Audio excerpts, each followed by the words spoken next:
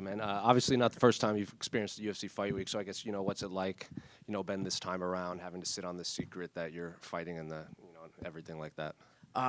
This time, it's a lot easier. I feel like there's a lot more things that go into it. I'm enjoying the food and the nutrition and having the Performance Institute take care of everything. It's been awesome. I feel like I never left. Everybody's been saying I'm making my debut, but I don't know.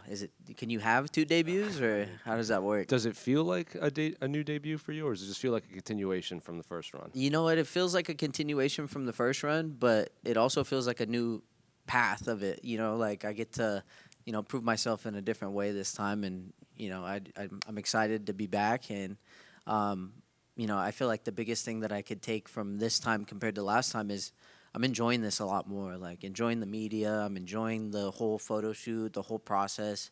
It's just I feel like it's a bigger deal, and it's just like more important. Like the little things are more important this time. Did you not enjoy it the first time? You know what? Like as growing up, was never a fan of like all the cameras and doing all the interviews and talking like that. So like I just feel like this time it's a little bit more comfortable. Just be yourself. I felt like when I was a 22-year-old, you got to be a certain way, or you got to say certain things for people to like you. And now it's just like, if people like you, they like you. If not, then fuck them.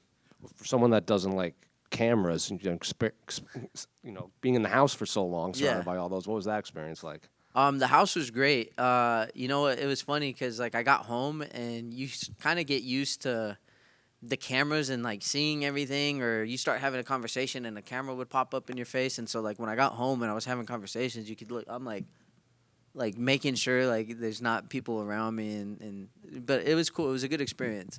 And, looking at your resume, you might not have been as active on the resume, but fighting all that time in the Ultimate Fighter, it's like every few weeks you got to fight. So I guess what was the time away from the UFC like, just as competing not as often, but then going into the Ultimate Fighter?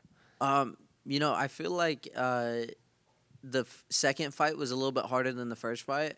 You kind of go in and you have all this like adrenaline, and you dump it the first fight, and then the second fight you're kind of just like, oh well, I guess I gotta fight again, and like it didn't feel like as exciting, and you kind of just have to still have that same mindset, like no, the second fight is still just as important as the first fight, and just make sure you're continuing the same steps, and I was able to come out victorious, and I was excited. Did you feel any added pressure in there, being the former UFC fighter in the Ultimate Fighter? I was doing an interview earlier, and somebody asked me. They asked me that same question, and I didn't. I felt like I was a dark horse because I took that layoff after the 3 fights, and there's all these active guys, and Eduardo Chapolin was one of the top favorites to win the show.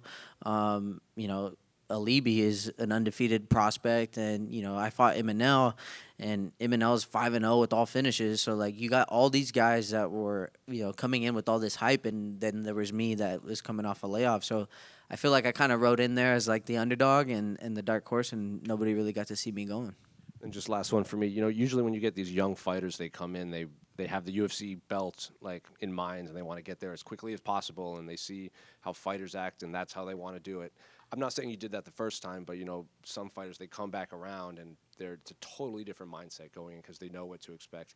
Have you experienced that? And can you compare your approach and like your goals this time around compared to when you were first in the UFC? Yeah, I feel like you want to be like this person or this character, like when you're when you see it from a young age. Like I grew up watching the fights, and so like when I got there I was like, oh well, I need to be this guy for this, and now it's just like there's no added pressure. Like I'm not putting as much pressure on myself. Obviously this is still as important, maybe even more, but just treating every fight like a big fight, and taking it serious the whole time. And yeah, I took like that year off, but I've been working my ass off, and my coaches, my team, my family, everybody can attest to that. Like I've stayed in this game. I've been coaching. I've been helping out. I've been training, and just I'm ready for this. Back in back in 2018, in your first stint with the UFC, you suffered a loss to Figueiredo. Did you learn anything from that fight, and did that help you grow? I learned a lot from that fight. that was the first time I had lost a fight in I don't know how long, like since high school wrestling.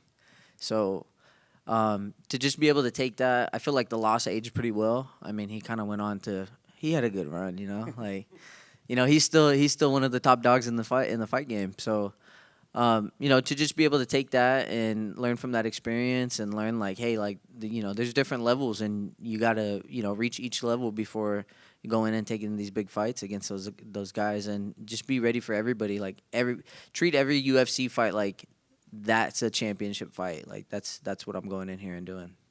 What's your biggest growth since your first UFC stint around 2018? I think just mentally, honestly, like the mental aspect of it, the spiritual aspect of it, and just having everything in tune. Like you can't have. I feel, to me personally, like I feel like you can't have a good performance like if your outside life isn't doing good. Like if you're not making the right decisions, like just different things. And then just like treating everything like, hey, when I got cut, like I had to tell myself like, what are you gonna do? Like who are you gonna be? And I just had to be, myself. I had to be a husband. I had to be a father, and now I got 2 kids, and I just want to show them like, hey, dude, like, even though you had a rough patch, like you can't give up on yourself. Since showing that adversity, does that motivate you more now to do better and prove yourself to the world? 100%, 100%. Like I'm focused, and this is what I care about. I don't need to fight, but I want to. I want to achieve my goals. I want to achieve my dreams. Like I'm not giving up on this yet. Just one quick one for me. Yeah. Having kids now, having a family, something to fight for, a purpose, right? Mm-hmm. Has that changed? Looking back at your first run, has it changed your priorities completely, or have you just had to tweak things here and there? I just had to tweak a little bit.